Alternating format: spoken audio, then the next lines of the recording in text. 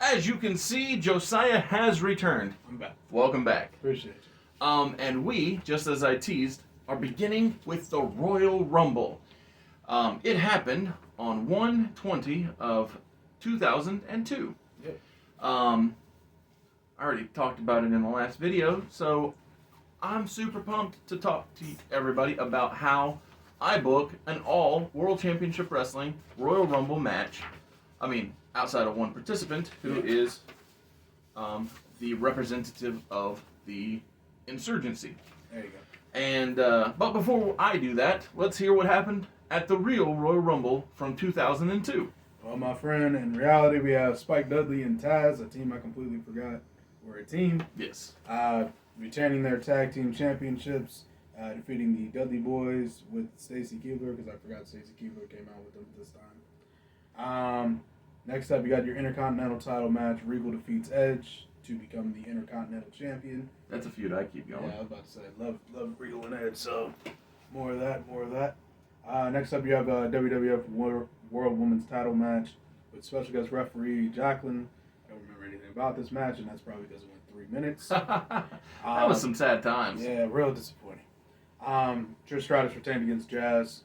Okay. Yeah. Well, I like all the I participants. was about to say, I love everyone involved. I feel like the entrances would have taken longer than the match did, but, I like all the participants. I mean, I feel like they got a minute per person. I feel like if it was just Trish and Jazz, it would have been a 2-minute match. So, Oh, it's sad. yeah, isn't it? Next up, you have two old men fighting each other, and Ric Flair defeats Vince McMahon. This one, 15 minutes. Of course it did. You could have shaved 10 minutes off of Because this. one of these guys isn't even a wrestler. Man, that's crazy, isn't it? Man, I don't know why you would say that about Flair, though. That's kind of rude. Oh, well, it's not speaking about Ric Flair. Oh, crap. Next up, Undisputed World title match. Yes, your Undisputed World title match. Chris Jericho retains against The Rock. Yeah, The Rock does that. And last but not least, oh yeah, that's right. This is the Rumble Triple H wins. So Triple H wins the Royal Rumble. Is that the last elimination on here? It's Kurt Angle. Last eliminating Kurt Angle. Good memory. Thank you, sir. And great Royal Rumble. I think the final four were Triple H, Angle, Mr. Perfect, and Steve Austin. Yeah, ain't that crazy? Mr. Wow. Perfect. Hell of a final four. Ah. My God. All right. If only Kurt Angle. Kurt Hennig had lived longer. Yeah. I love that guy. Yeah.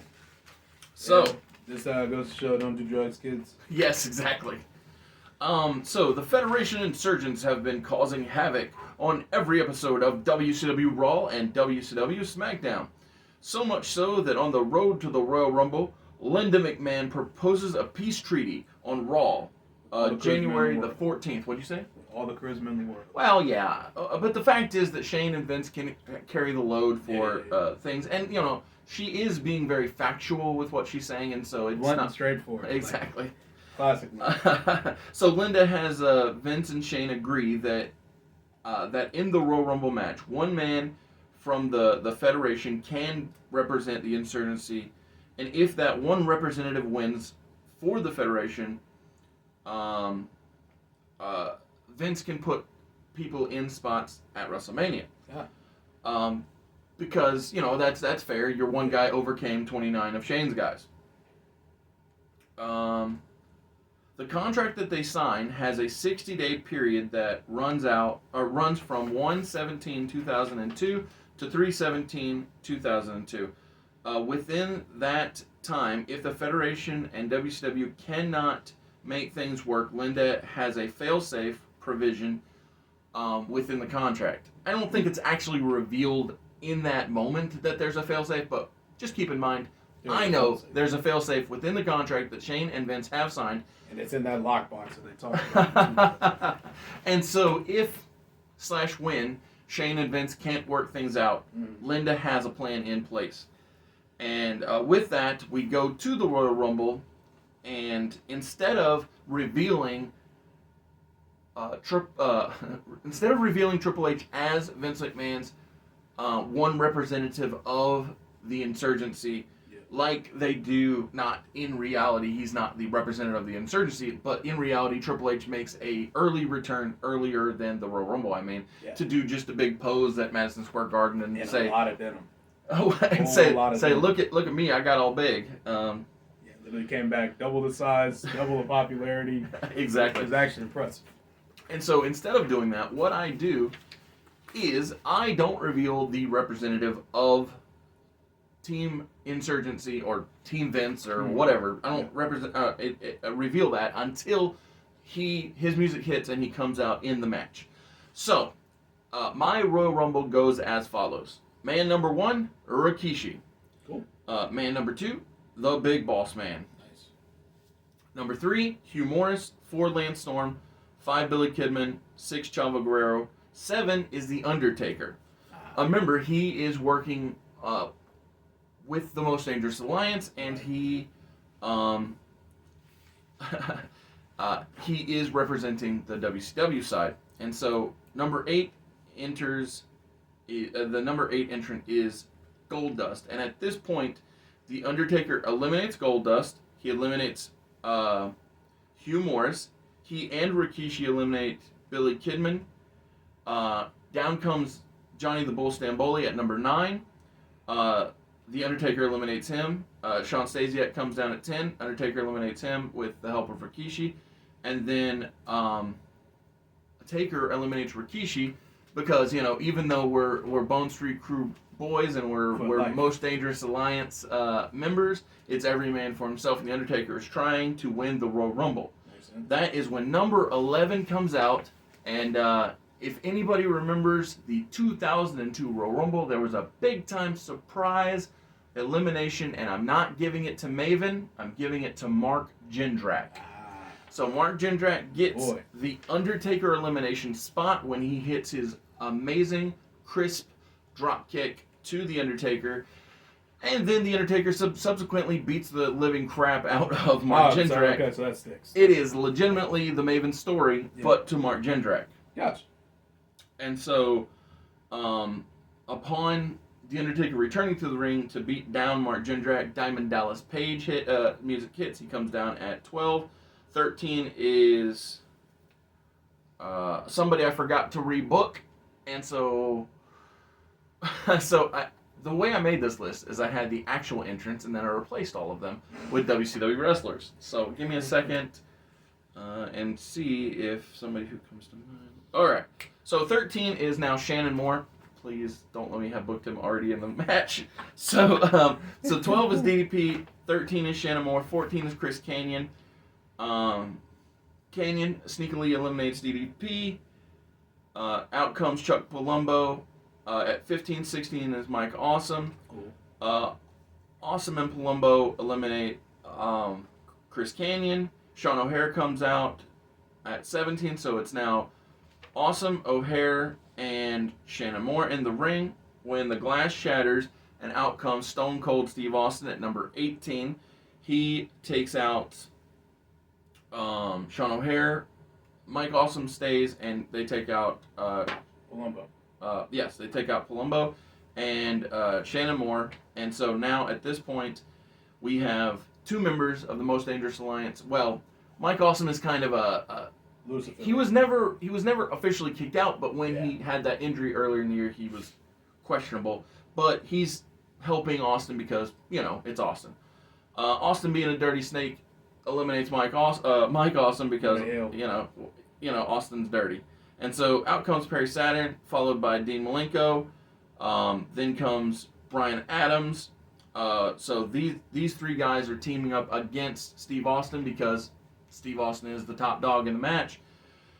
Until we get the number 22 entrant, who is the Insurgency's representative, that being, time to play the game, my time is now, the King of Kings. Give me some of that Triple H. Yeah, exactly. All the theme songs. My God, he had a lot of theme It is songs. The son-in-law himself, the heir apparent. It is the man who is currently running the show. He comes out at number 22. So Triple H, everybody stops beating on Steve Austin when Triple H's music hit because they're like, oh, you're no longer our biggest foe. Now we're all focused on him.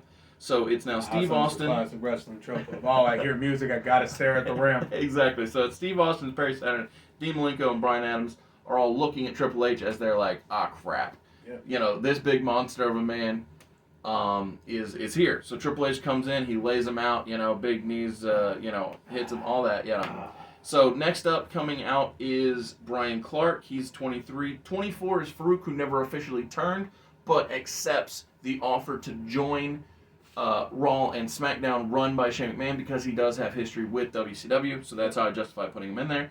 25 is X-Pac. 26 is Big Show. 27 is Raven. 28 is Booker T. 1 second. Lost it. No, I just want to make sure I didn't repeat myself. 29 is Raven, and 30 is Mr. Perfect because he has history in working for WCW. Makes sense.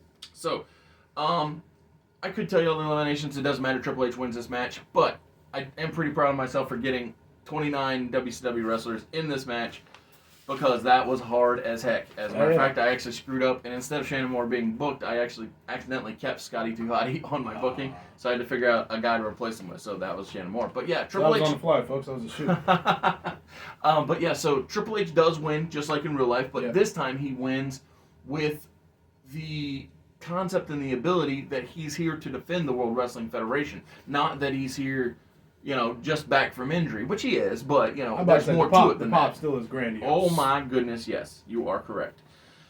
So, that's how I would book the Royal Rumble. And in the weeks leading up to No Way Out, Triple H is not just here to represent Vince because, Triple H and Vince, not exactly the best of friends. What he is here to do, though, is get both of those championships off of Chris Jericho, the man who turned his back on the World Wrestling Federation. And so, for the next... so that's the 20th. For the next 3 weeks, Triple H can't stop coming out and beating on Chris Jericho. Keep that in mind because that is a pattern and it will persist. But before we get to my No Way Out, let's go to Josiah's No Way Out, which was the real one. I'm about to say, don't say it's my No Way Out. Okay, yeah, Josiah didn't make this card. Yes, exactly. We're going to go to Josiah for the real No Way Out on 2/17 of 2002. All right. So start off the show with the WWF World Tag Team #1 Contendership Tag Team Turmoil match. Oh my goodness! Yeah, it was a big hit back in 2001, 2002. Yeah. They went I don't know if it was a hit so much as just Vince really liked doing it. Oh yeah, they just put it on repeat. Yeah. I think you said, oh yeah, we have tag teams. All right, let's just hate them. Turmoil match. Yeah, Vince, we did that last week. Well, do it again, bro. All right, the APA won this. Farouk and Bradshaw, classic. Love Farouk, awesome. Bradshaw, but I like them as a tandem. Yeah, as a tandem they were phenomenal. I'm just talking about Bradshaw. Oh, sure. Not the best. Yes. But JBL run was good. But yes. Still. Anyway, they defeat Albert and Scotty 2 Hotty with Albert's Hip Hop Hippo. Yes, face. sir. All right, got it. Billy and Chuck, Christian and Lance Storm, and the Dudley Boys and the Hardy Boys. Mm-hmm. There were 2 hands. I did myself off. Big win for the APA to become #1 contenders. Let's see. Next up, as I flip this piece of paper, Van Dam defeats Goldust. Sure, that was a fun match. Both pretty goofy. WWF World Tag Team Title match. They pretty much put one match in between that. They had to give them their 12 minutes of rest. Spike Dudley and Taz retain against Booker T and Taz. Sorry, I'm completely wrong. I thought they did #1 contenders match. Oh yeah, but no, it was for a future time or a later date. I mean, you got it. Yeah, see, that would make sense if they said that beforehand. Absolutely. So they may have. I just didn't notate it for you. Yeah, my bad. It's all good. But anyways, Dudley and Taz retain. Regal and Edge wrestle again. Regal retains the Intercontinental Championship in a brass knuckles on a pole match. It was really good sounding until I said on a pole. And then all of a sudden, I'm like, wow, this match probably sucked. Sad as it is to say. I don't think I've ever seen a good on a pole match. I'm really trying to think of it. Next up, singles match, The Rock defeats The Undertaker. Go Dwayne. And then WWF Undisputed World Heavyweight Title #1 Contendership match with special guest referee Stephanie McMahon Helmsley. And somehow, some way, Triple H still loses this match. It was incredible. Then he loses to Kurt Angle. Oh wait, was this the Steph was in love with Kurt and Triple H storyline? Not really. It's stupid and pointless, and I hate it. And Kurt got underserved in this whole thing. No, because Triple H squashed that like 2 years prior because he said it just wasn't believable that she'd be into him. I was about to Which say, is who would funny. be into Olympic hero Kurt Angle? Yeah, that's ridiculous. So, what did you not tell us happened at No Way Out 2002, sir? Well, aside from the world title match, I forgot that was actually the main event. That's okay. I mean, but before we get to the main event, let's talk about what the big storyline was going into this show. Yeah, so going into the show, Vince was jealous of Ric Flair, basically, so he had to inject his company with a lethal dose of poison, which is probably still one of the most iconic things I can remember from the NWO's debut. So, they even spray painted NWO style of letters over top of No Way Out. Yeah. It's actually really well done in terms of like concept and look. Absolutely. The only problem to me is they showed up to cut a promo for no particular reason and get cheered like baby faces. So, tell us what happened in the main event so I can tell people what I would book at this No Way Out. So the main event of the night, Chris Jericho retains the Undisputed Championship, defeating Steve Austin. There you go. So, as you may have recalled before Josiah started telling us about the real No Way Out, Triple H can't keep his hands off of Chris Jericho. He's beating him down. He wants those titles. He knows that he's a better man than Chris Jericho. I'm a better man. He acknowledges that he has a WCW past, that he gave them 12 months of his life, but just to prove... Was it that long? It was only 12 months. Damn. Okay. So Bischoff wanted to sign him to 3 years. And Paul said to him, I know this from his King of Kings Thy Kingdom Come documentary. Thy Kingdom Come? One of the documentaries that they released talking about his life. One of the 15. He's a very popular fellow. Yeah. I wonder why. Yeah. Who knows? So in one of his documentaries, he talks about how the Bischoff wanted to sign him to 3 years, and he said, "How about this? How about I sign a 1-year deal, and if after 12 months you want me and I want you, we'll sign a new deal, and if not, if everything's going good, great, and if not, then we'll just part ways." And Bischoff's like, unorthodox, but okay, we'll do that. Yeah. So after 12 months, that's when Bruce Pritchard gave Paul Levesque a holler and said, "Hey, we want you up north," and he's like, "All right." Say up north, say less. And so, because it's what Paul wanted anyway. Yeah. So anyway, like I said, Triple H can't stop trying to beat down Chris Jericho. As a matter of fact, Jericho uses this fact to keep from defending his championship at No Way Out. He has a doctor's note, and he's like, "Shane, make sure that you keep him away from me at all times." Blah blah blah. So because Chris Jericho isn't defending either world championship or either whatever, both any top title. What we do in the main event, because see, Vince was under the misunderstanding that Triple H was going to do everything for him. He's like, you're mine, kid. No. And Vince, he gets extra delusional. And he says, if you won't do it, I'll do it myself. I'll inject World Championship Wrestling with poison. The same poison that took it down the first time.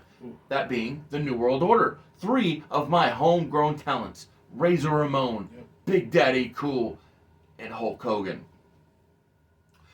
Except they probably won't call Scott Hall Razor Ramon. Oh, he'll say Big Daddy Cool, the bad guy, and the immortal Hulk Hogan. That way they can still be Scott Hall and Kevin Nash. Yeah. And so when Vince says that he's bringing in this poison, Shane laughs in his face. He says, "You think that's going to hurt me?" He's like, "I already have the most dangerous alliance under my umbrella of World Championship Wrestling. Under lock and key." I like that. That's good. Let's go with that instead. So in the main event of No Way Out, we have the return of Big Daddy Cool, Kevin Nash, the bad guy, Scott Hall, and the immortal Hulk Hogan, wearing the black and the white. I really should put on my NWO hat for this pitch. But anyway, they take on, in the main event, Stone Cold Steve Austin, The Undertaker, and the whole effing show, Rob Van Dam. This is an insane match. It's a match nobody had ever thought.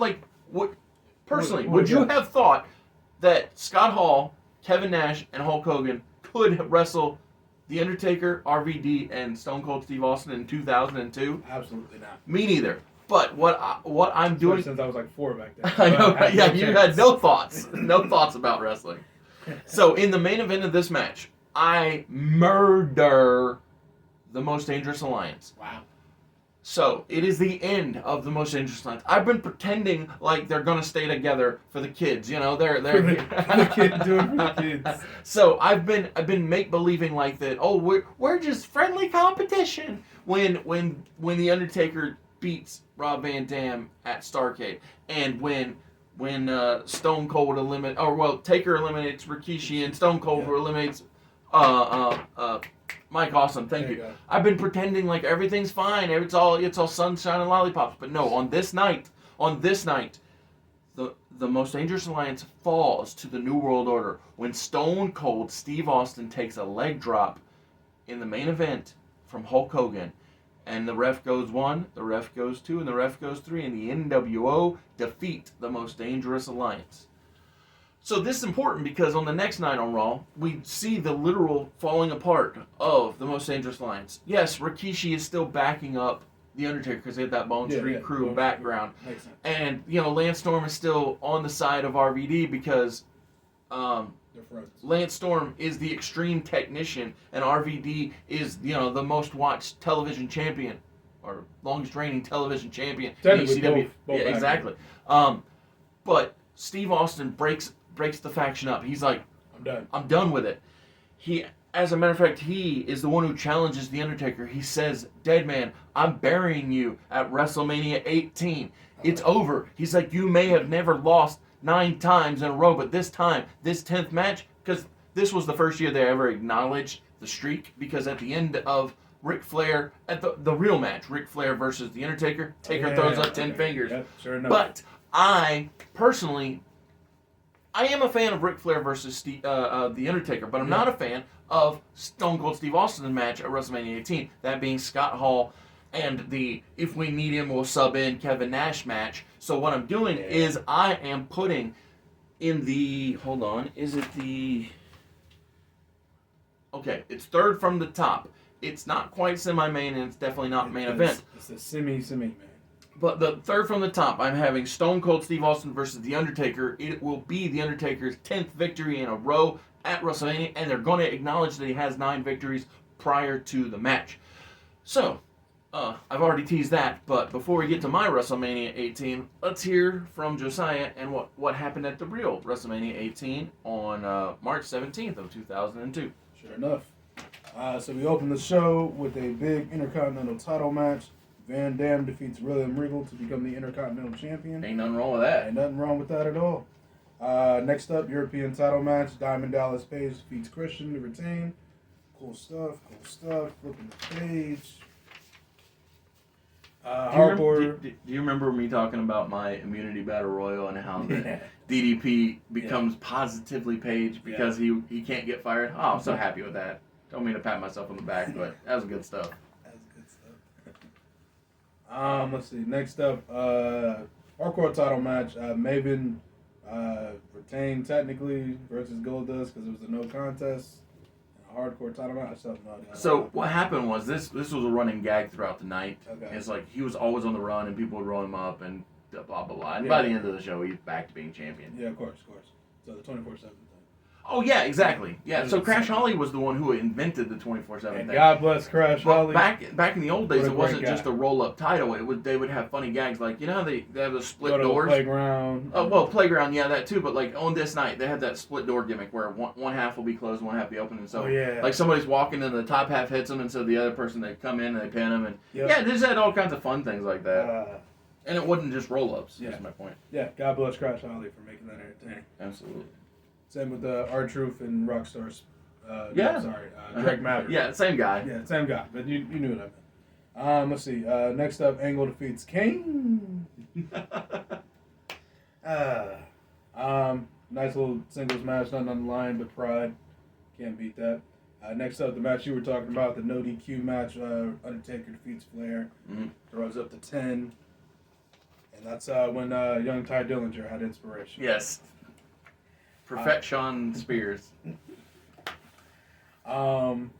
After that, we have Edge defeating Booker T. Was this the soap commercial one? Yeah, that was the shampoo commercial. Yeah. Got it. Well, they didn't waste too much time. That was only 6 minutes. Yeah. Next up, the other match you were talking about, the Steve Austin versus Scott Hall. I will say, with Kevin Nash and ringside. Yes. I will say, Scott Hall's Cell of the Stunner is still my favorite Stunner cell of all time. So I'm not anti Scott Hall. I like Scott Hall, the man. It was just you know how much I like the Scott Hall. storyline going into it. I thought bad. was subpar. Yeah. And it's not as though I don't use Scott Hall and Kevin Nash. I do.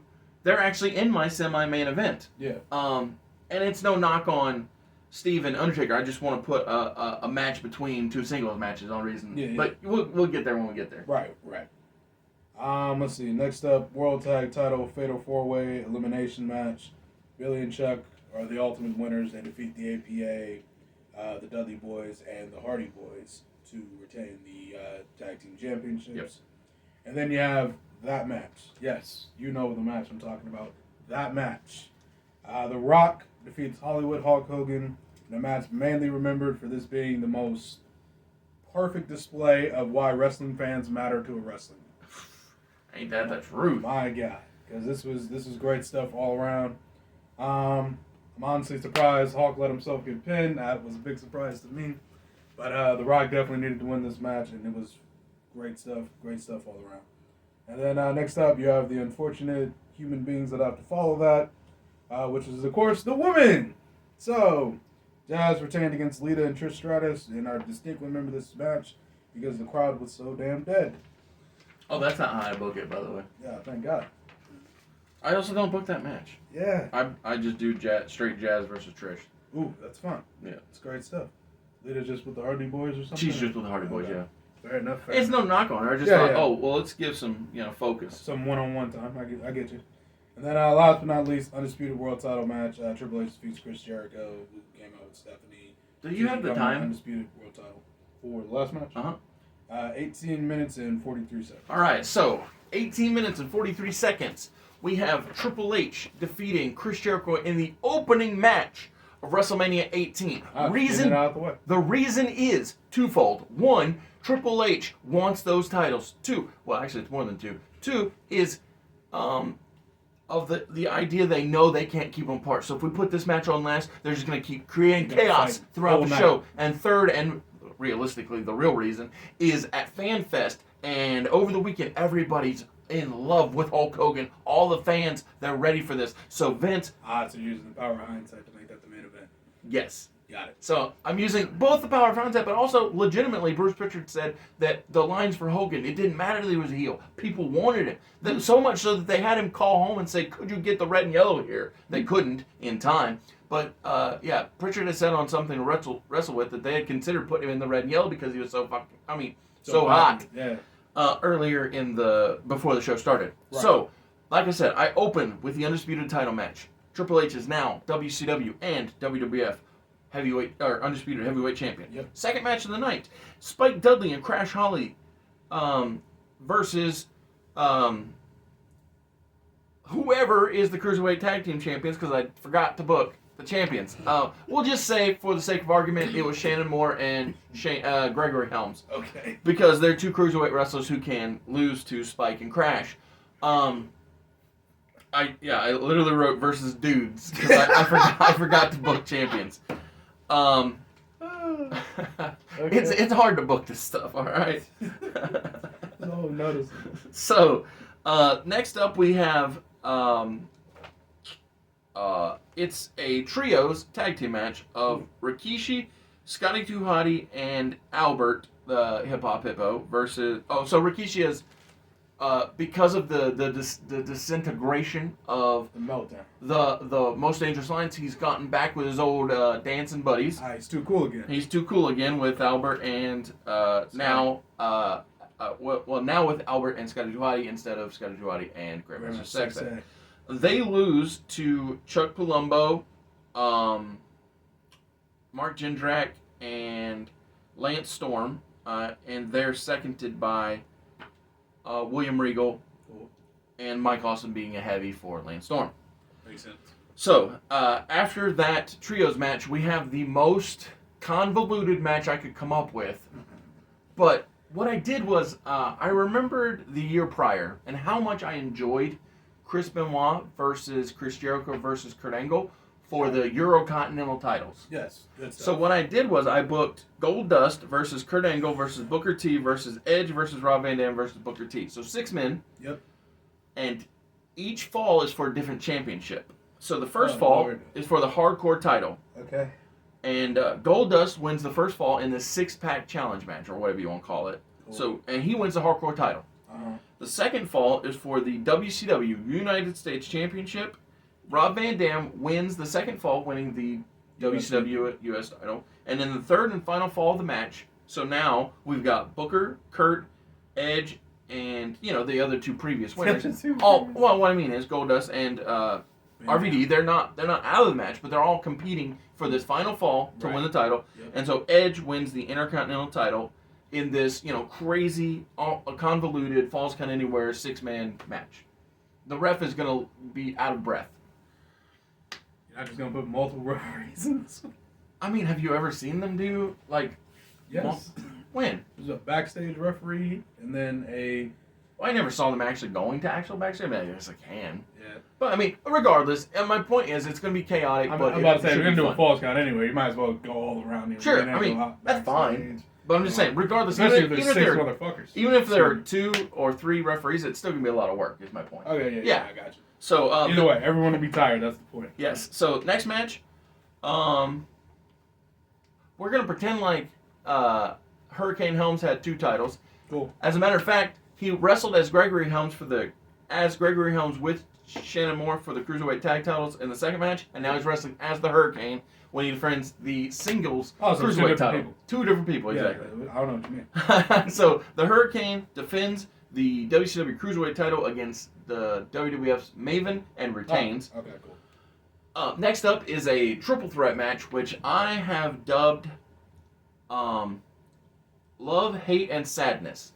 So, Wow, that's philosophical. so Love is Diamond Dallas Page. He can't Oh. stop smiling. He is happy. He can't get fired. It's very similar to the Europeans title storyline they do, where Christian can't buy a victory, so he's all throwing tantrums and he's sad, right? Oh, yes, the tantrum But- Christian. But now we add a new element of hate, that being the big red monster, the devil's favorite demon, Kane. And so this is just a match about character and how the diversity of emotions going on within this storyline.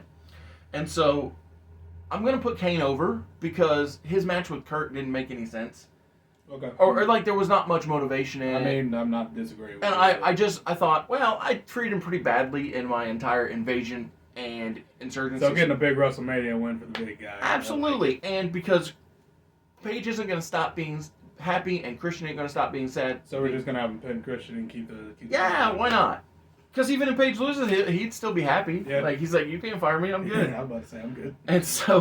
And so next up we've got match 7, which is Jazz defeating Trish Stratus for the Women's Championship. The 8th match of the night is the one I already talked about, Steve Austin losing to The Undertaker and getting us to the top 10 undefeated streak. Yep. Now, number 9 match of the night.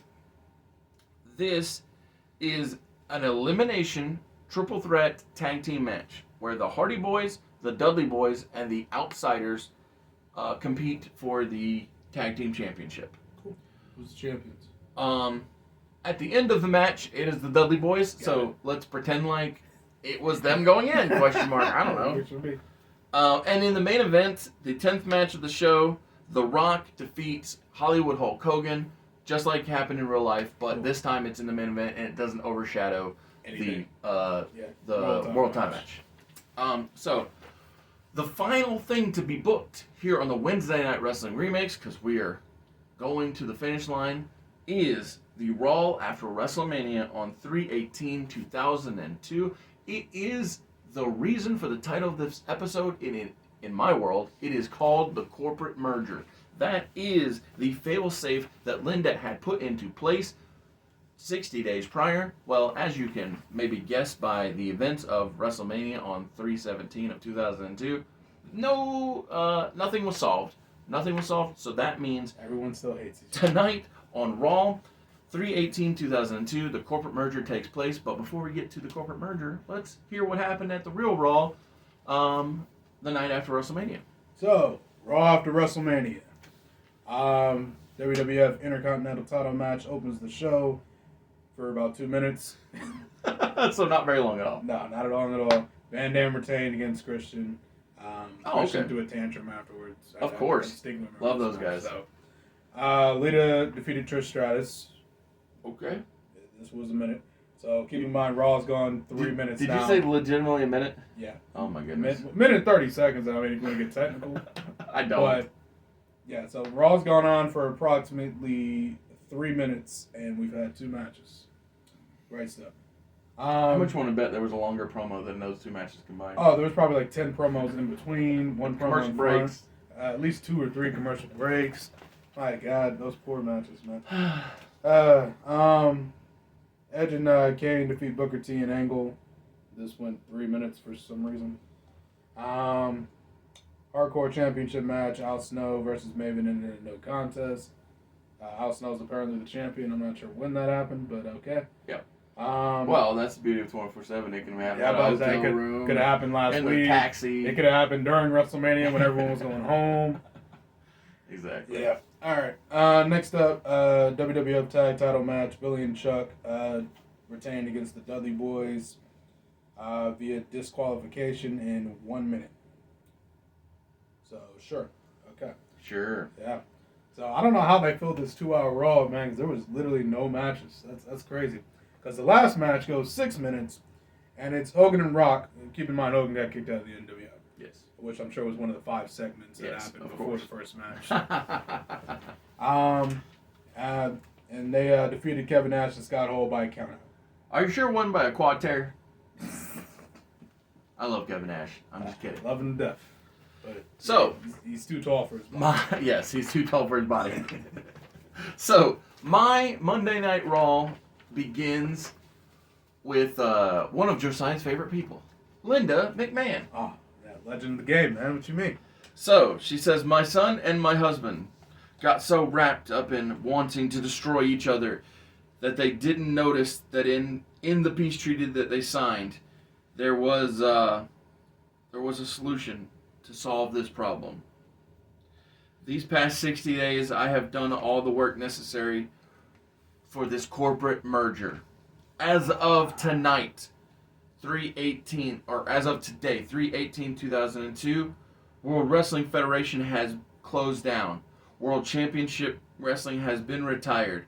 And in their place, a new legacy will be born with Alpha Entertainment Worldwide. And in that moment, the crowd starts chanting AEW, AEW, AEW. So, Linda says, Alpha Entertainment Worldwide, one company to lead this grand sport into the future. I'd like the champions of WWF and WCW to make their way out to ringside to receive their new AEW championship. I wrote belts, but she probably wouldn't say belts, so championship Championship titles. opportunities, championship titles. She says, but first, before the champions come out, because she's bad at this, she says, I would like to introduce one of the men who helped make this merger a possibility. Please welcome the Nature Boy, Ric Flair, the new president of Alpha Entertainment Worldwide. So, Linda shakes hands with Rick. She pieces out, never to be seen again. Thank God. Rick thanks. oh, darn. Yeah. So Rick thanks Linda, and he says, I would like the champions to come out, to ringside to be presented with their new titles. Yep. I actually have pictures. I don't know how easy they'll be to pop up, but if they're easy to pop up, I'll put them on screen. There you go. They're not great. They're not perfect. They're just reasonable representations of what they could Give be. you an idea of what it'll look like. Correct.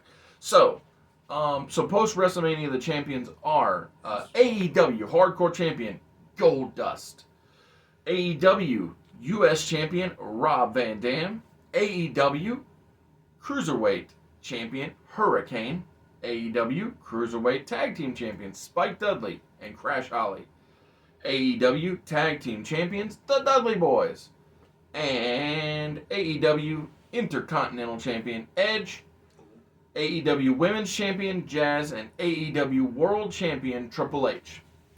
Good stuff. So, in the real timeline, May 6, 2002 is the day WWE came to be.